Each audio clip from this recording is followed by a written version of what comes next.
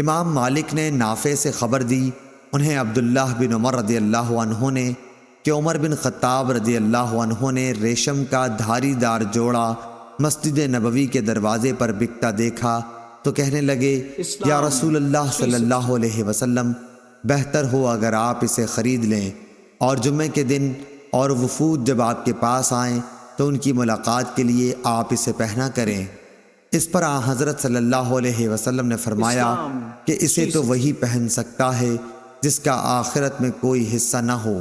اس کے بعد رسول اللہ کے پاس اسی طرح کے کچھ جوڑے آئے تو اس میں سے ایک جوڑا آپ نے عمر بن الخطاب رضی اللہ عنہ کو عطا فرمایا۔ انہوں نے عرض کیا، یا رسول اللہ صلی اللہ علیہ وسلم، آپ مجھے یہ جوڑا پہنا رہے ہیں، حالانکہ اس سے پہلے عطارد کے جوڑے کے بارے میں آپ نے کچھ ایسا فرمایا تھا۔ رسول اللہ صلی اللہ علیہ وسلم نے فرمایا کہ میں نے اسے تمہیں خود پہننے کے لیے نہیں دیا،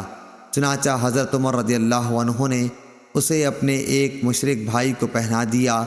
جو مکے میں رہتا تھا۔ صحیح بخاری حدیث نمبر 886۔